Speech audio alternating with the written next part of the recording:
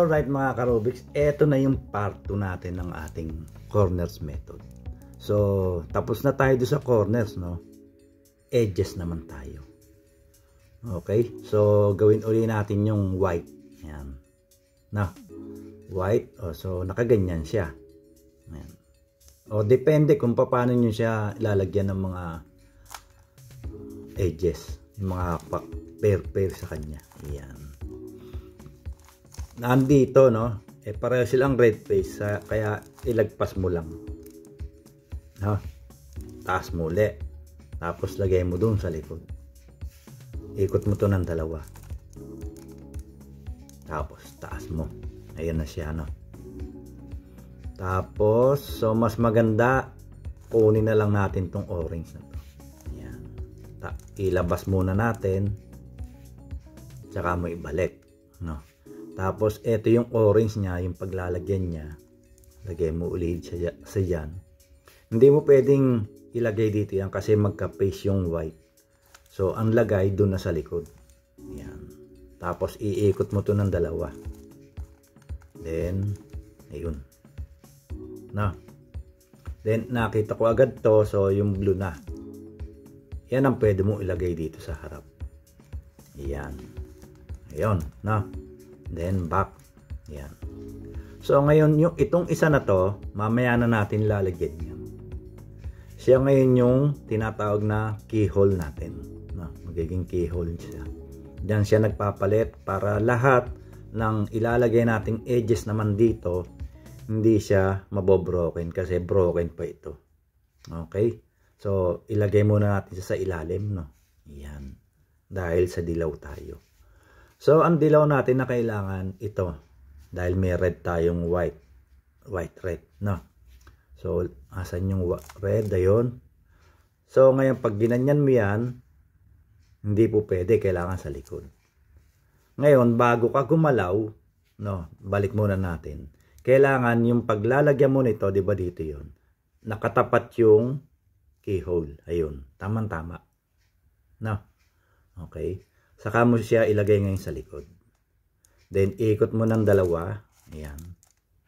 Then, back up. Ayan siya.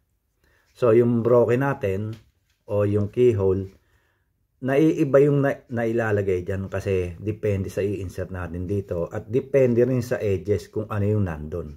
Para, kasi kanina, ibang kulay ang nandito, di ba? Napalitan siya. Ganon.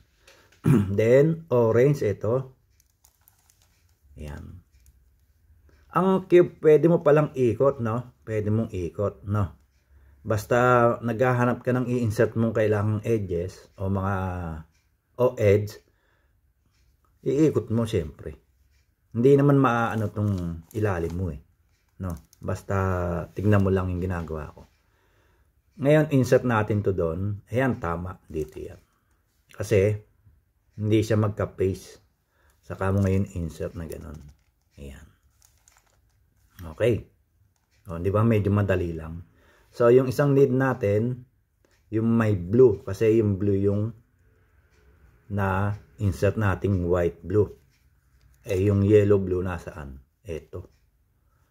So, pag ganyan, kumuha nandito to, ikot mo yung cube para makita mo kung saan mo i-insert. So, nandito, no? Ito lagay natin dito. At yung keyhole, tapat mo sa kanya. Ayan. Okay. Then, baba mong ganyan. Insert. Back up. Ayan. Saka natin ngayon, ilagay sa kanyang kulay. O, di ba nabuo na natin to. Nakaparehas nung ilalim ng white. Ayan. Orange. O, buo sa buo. Di ba? Yung blue, ganun din, no? At yung red, ngayon, kaya ko yun ang ginawa na matira. Oh. Para hindi kayo nalilito. Oh, di ba? So, eto lang yun. Nasaan ngayon yung kailangan natin? Eto, magka-face sila ng white at green. Ngayon, ano ba ang dapat magka-face? Di ba green? Dahil green nga yung tinira ko Para hindi kayo nalilito. Ngayon, paano yung sitwasyon pagka ganyan? pare silang magkadikit. Yan. Ito lang yung thrill nito. Yan. At saka yung senaryo ng pag-insert ng mga edges, yung last part, no? Ito lang.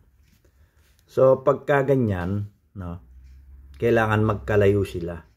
Dito at saka dito. Hindi pwede magkaganyan. Kasi paano mo siya maaayos na magkatabi yung green o magkatapat? Hindi eh. Kailangan ganito. Kung mga ito yung mga broken, no, diyan natin sila lalagay. Ganun mo lang. Di magkalayo na. Di ba? Kailangan ang nasa face mo naman na yung nilayo mo o kaya ito, green. Dahil green yung paglalagyan natin. So, pwedeng itong dilaw ang ilagay mo dyan. Yung white, ayun eh. Ngayon, para mapag-pares mo yung pares na green, edi iikot mo lang to ng R2. Eto na siya ngayon. Ngayon, i-insert natin siya dito. So, siya, o yung dalawa na yon, lagay muna natin dito sa likod. Yan, tatago muna natin. Para paggalaw nito, hindi siya na damage. Heto sila. Di ba? Saka mo ngayon siya i-insert. Iyon. Di ba? Then, back up. Ayan na. Okay? So, buo na, no? Ayun, ganun lang. Ngayon, marunong na kayo ng ganon, di pwede namang, kung ito yung naiwan mo, pwede namang ito yung maiwan din, kung sakali. Kung ano yung gusto nyo. Ang pag-paste mo naman, pag ganon, pag red, edi green, red. Yun dapat ang magkatapat. O magkalinyang ganyan. No? O kung blue naman, di blue. At saka green. Depende, no? Depende sa kulay na gusto nyo. No? Okay? So, ngayon, edges na tayo. Wala na. Yun lang naman ang ano dun eh. No? Yun lang ang yun lang ang medyo mahirap-hirap doon. Oo.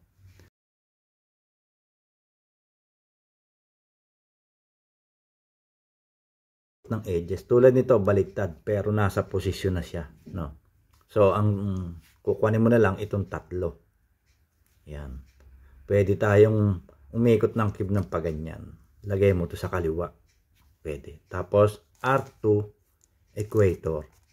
R2 equator. Yan. Then, observe. Wala pa rin. So, isa pa. R2 equator. R2 equator back. Yan. Ayan. Nagbaliktad.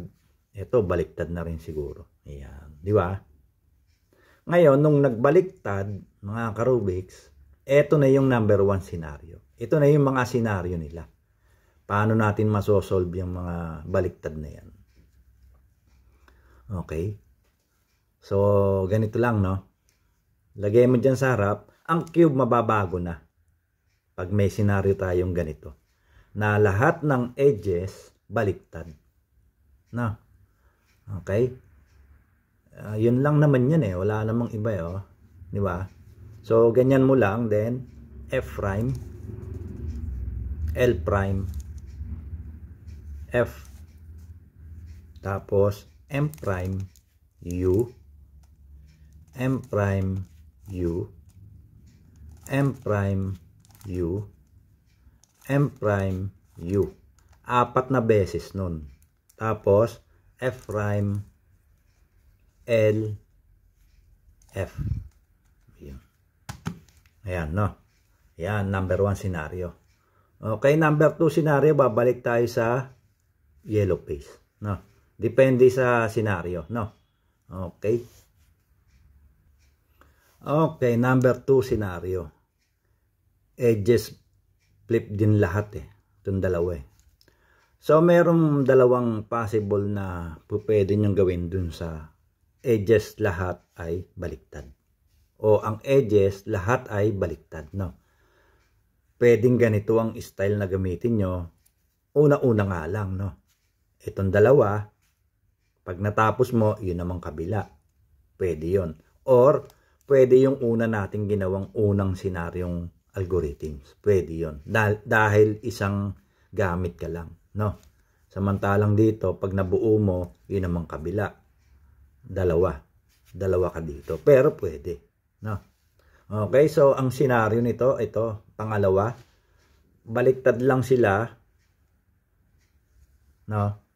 At ang algorithms na kailangan lang natin dito ay U, M prime, U, M prime, U, M prime. 3 beses. Then, U2.